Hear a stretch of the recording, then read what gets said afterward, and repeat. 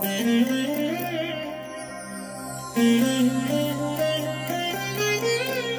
దినం పరము నుండి దిగివచ్చు మాట, ఇది నీ జీవితానికి వెలుగుల బాట, నీ ఒడిలో ఉంచబడిన దీవెనల మూట, అద్భుతాల ఆనంద ఊట. జూన్ 21 సంవత్సరమంతా మీరు బైబిల్ చదివి ముగించడానికి ఈరోజు మీరు చదవలసిన లేఖన భాగము ఉదయం ఎస్తేరు గ్రంథం 3, 4 మరియు 5 అధ్యాయములు, సాయంత్రం అపోస్తుల కార్యములు 5వ అధ్యాయము 22 నుండి 42 వరకు. ప్రభునందు నాకు అత్యంత ప్రియమైన దేవుని బిడ్డలారా, ఈ ఉదయకాల సమయంలో దేవుని కృప మీకు తోడైండునుగాక.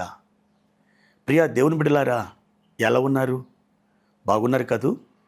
ఈ ఉదయం దేవుని యొక్క మాట మీ యొద్దకు దూసుకొని వస్తుంది. దేవుని యొక్క ఒక మాట చాలు, మన జీవితం ఎంతో ధైర్యముతో, ఆవేదన పూరితమైన మన జీవితం నిమ్మలముగా మారిపోతుంది.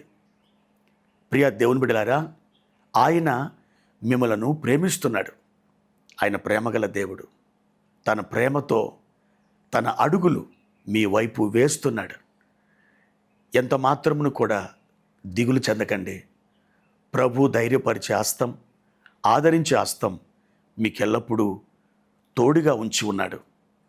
ప్రియ దేవుని బిడ్డ, ఈ ఉదయకాల సమయంలో ప్రభువారిచ్చిన ఒక వాక్య భాగాన్ని చదువుకుందాం. 2వ రాజుల గ్రంథం 6వ అధ్యాయము 16వ వచనం. అతడు భయపడవద్దు, మన పక్షముననున్నవారు వారి కంటే అధికులై ఉన్నారని చెప్పెను.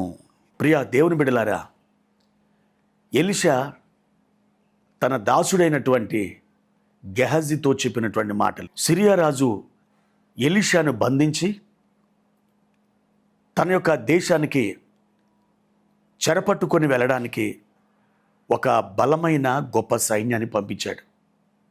అప్పుడు ఎలీషా ఇజ్రాయెల్ దేశంలోని దోతాను అనే పట్టణంలో ఉన్నాడు. ఎలీషాను ఎందుకు కిడ్నాప్ చేయాలనుకున్నాడు?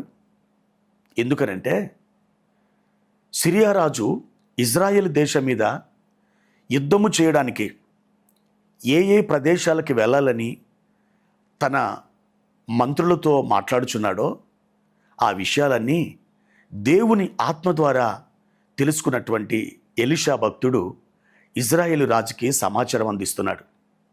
ఒక మాట చెప్పాలంటే ప్రభుత్వం యొక్క సలహాదారుడుగా ఎలీషా పనిచేస్తున్నాడు అన్నమాట. ఇదంతా ఎరిగినటువంటి సిరియా రాజు దోతానులో ఉన్నటువంటి ఎలీషా భక్తుని బంధించి తీసుకొని వెళ్ళడానికి ఒక సైన్యాన్ని పంపించాడు.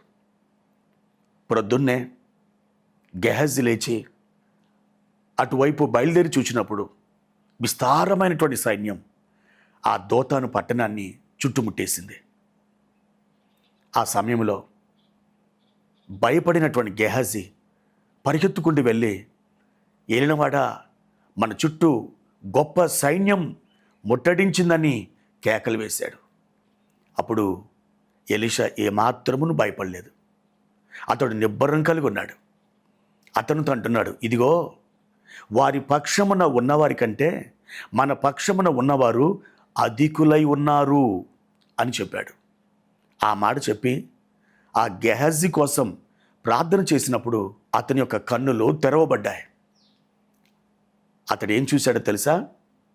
ఎలీషా చుట్టూ పర్వతం అగ్ని గుర్రముల చేత, అగ్ని రథముల చేత నింపబడి ఉండడం చూశాడు. అవును దేవుని బిడ్డలారా, ఆయన మన చుట్టూ కూడా అగ్ని గుర్రములు, అగ్ని రథములను ఉంచాడు. మీకు తెలిసినా తెలియకపోయినా, మీరు గ్రహించినా గ్రహించకపోయినా, ప్రియ దేవుని బిడ్డ, ఆయన మీ చుట్టూ అగ్ని ప్రాకారములను వేసి ఉన్నాడు. ఆయన అగ్ని రథములను ఉంచి ఉన్నాడు. ఏది మీకెంత మాత్రమును హాని చేయకుండా ఆయన మిమ్మల్ని కాపాడుచు ఉన్నాడు. ప్రియ సహోదరుడా, సహోదరి, ఏ సైన్యం నేను ముట్టడిస్తుందో, ఒకవేళ నువ్వు ఎదుర్కొంటున్నటువంటి బాధలు, ఇబ్బందులు, ఇరుకులు, భయాలు ఒక మహాసైన్యమై నిన్ను ఎదుర్కొంటూ, నిన్ను, నీ ఉనికిని ప్రశ్నిస్తూ, నిన్ను ఈ భూమి మీద నుండి లేపేయడానికి అవి తొందరపడుతూ ఉండొచ్చు. అయితే వాటిని చూచిన నీవు గడగడ వణుకుతూ నీవు భయపడి ఆందోళనకు గురై ఇక దేవా నా పని అయిపోయింది, ఇక నేను ఎంత మాత్రం కూడా బ్రతకలేను అనుకుంటూ నీకు నీవే ఆ కీడు గురించి ఆలోచిస్తుండొచ్చు. అయితే దేవుడు అంటున్నాడు, నా బిడ్డ నువ్వు భయపడవద్దు, ఆ గొప్ప సైన్యముతో నేనే యుద్ధం చేస్తాను, నీ చుట్టూ నా రథములను ఉంచాను, నా గుర్రములను ఉంచాను, నీకు ఏమాత్రం కూడా హాని జరగదు అని చెప్తున్నాడు. ధైర్యం తెచ్చుకో. దేవుడు ఈ దినాలలో గొప్ప మేలు నీకు చేయబోతున్నాడు. ఆయన నీ సమస్యల నుండి విడిపించబోతున్నాడు. నీకు ధైర్యాన్ని ఆయన ఈ మాటల ద్వారా ఇస్తున్నాడు. ఒక ప్రవచనం వలె ఈనాటి ధ్యానాన్ని మీరు తీసుకొనండి.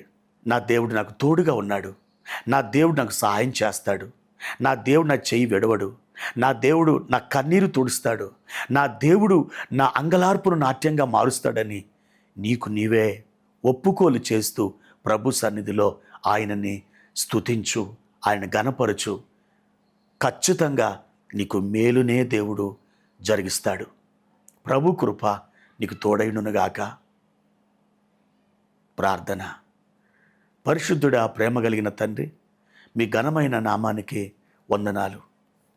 దోతానులో ఎలీషా చుట్టూ పర్వతము అగ్ని గుర్రముల చేతను అగ్ని రథముల చేతను నింపబడి ఉన్నట్లు మా ప్రియుల చుట్టూ కూడా మీ బలమైన సన్నిధి నాయన మీరు నింపి ఉన్నందుకై స్తోత్రాలు. ఏది కూడా ఎంత మాత్రమును మా ప్రియులకు హాని చేయదు. ఎందుకనగా నీవు మాట తప్పవు, మీ వాగ్దానాలు జీవం గలవి, నిశ్చలమైనవి. ప్రభువా, మీ వాగ్దానమును బట్టి మీ సన్నిధిలో అడుగుచూ ఉన్నాం. మా ప్రియులను ధైర్యపరిచి నిరీక్షణతో నింపి బలపరిచి వర్ధిల్ల చేయమని యేసయ్య నామములో ఈ ప్రార్థన అడిగి వేడుకుంటున్నాము తండ్రి. ఆమేన్.